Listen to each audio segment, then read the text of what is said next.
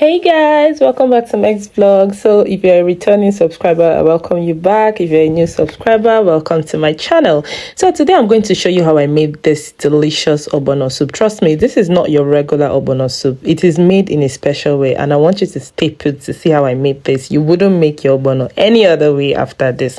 So these are my ingredients. I'm using my washed goat meat for this recipe.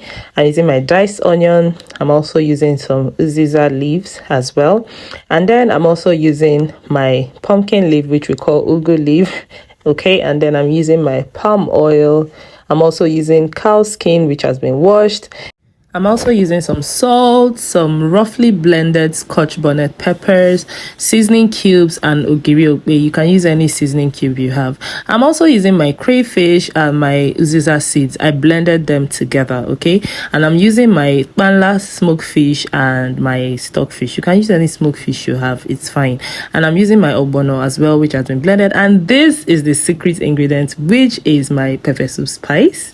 Yeah, so let's get right to this. So I added my goat's meat into my pot, okay, and then I'm just going to proceed to cook that with the rest of my ingredients, which is the Scotch bonnet peppers, which I blended, and I'm going to add some seasoning cubes, and I'm also going to add some salt as well, okay.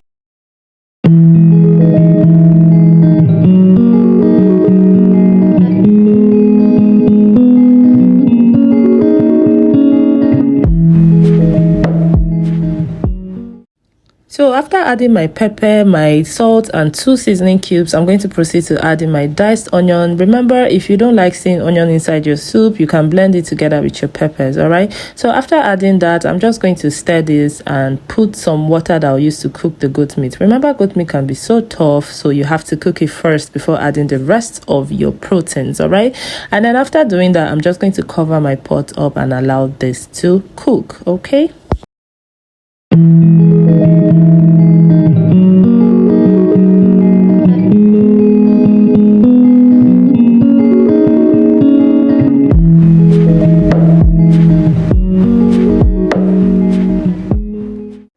So I proceeded to add some crayfish, blended crayfish, as that is boiling. The reason being that I want my goat meat to be very tasty, all right? So this video is going to be so detailed so you can see how I made this and don't miss any step when you're preparing yours, all right? So you can have a very sweet and delicious ogbono soup.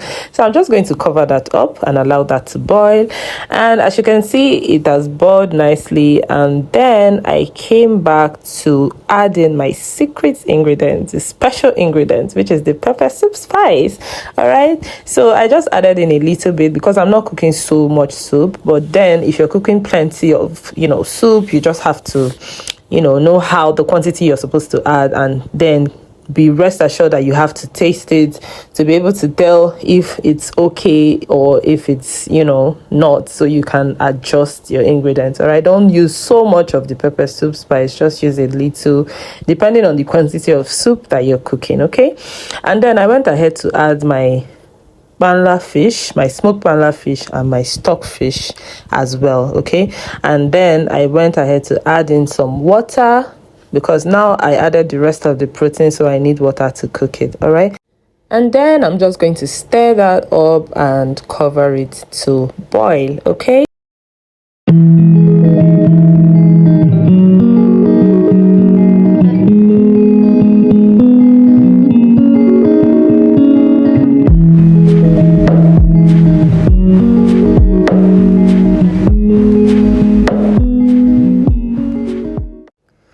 So after some minutes, you can see the fish and the goat meat has cooked nicely. And then I added my cow skin, which is also called the Ponmo. My cow skin is not so tough, so I'm just going to cook that for like 7 minutes and I'll be back, all right?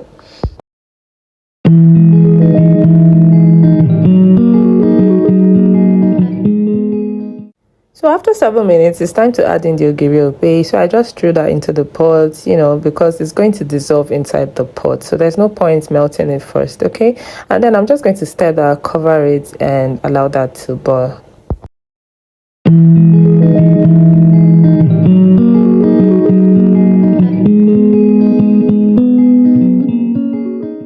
So at this point, all my proteins are well cooked, so I'm just going to taste that to make sure everything is good and then set it aside to move on to the next phase, which is frying of the obono.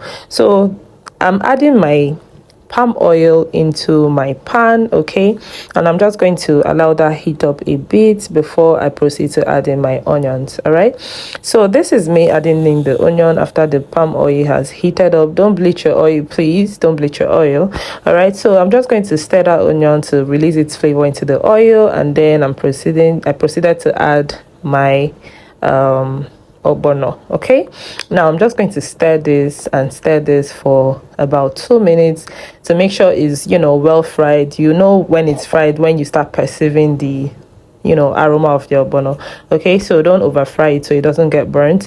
And after that, we're going to pour this mixture into the pot.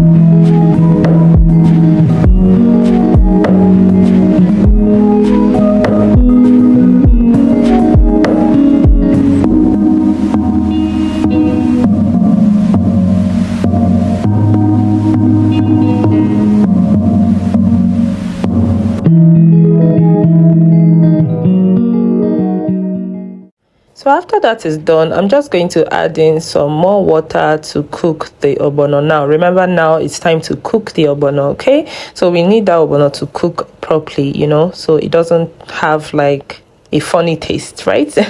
Yeah, so I'm just going to stir that and cook the obono for a few minutes, and I'll be back to add the rest of the ingredients. All right.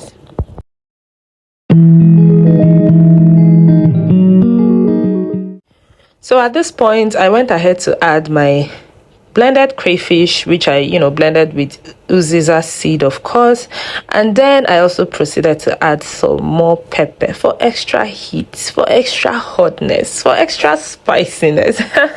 I love spicy food, trust me. But if you know that you cannot tolerate the heat, if you know that you cannot tolerate hot food, you cannot tolerate peppery food or spicy food, please, you don't have to do this. Okay, just add pepper to your desired taste, just the way you want it. All right, so I'm just going to stir that up quickly, and then I'm going to add some more water. This is ogbono, remember, so you need water to cook it so your ogbono can cook very well. All right, and then after adding my water, I'm just going to cover that up and allow that to cook for like 3 to 5 minutes, and I'll be back.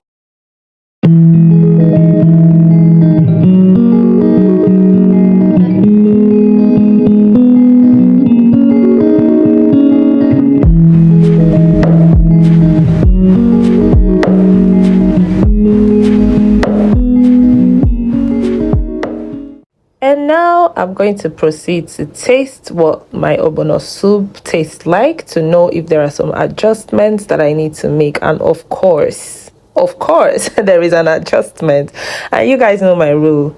If you've been watching my videos, I always say this: be generous with your crayfish. All right, so I added some more crayfish, and I noticed it needed some salt as well. I proceeded to add some salt into that.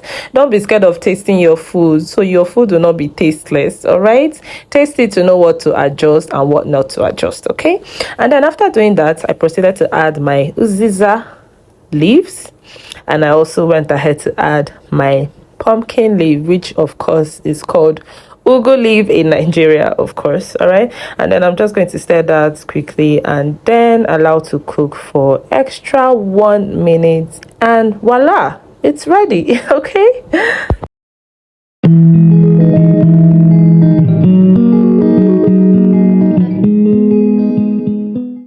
And guys, the best ogbono soup of the 21st century is ready.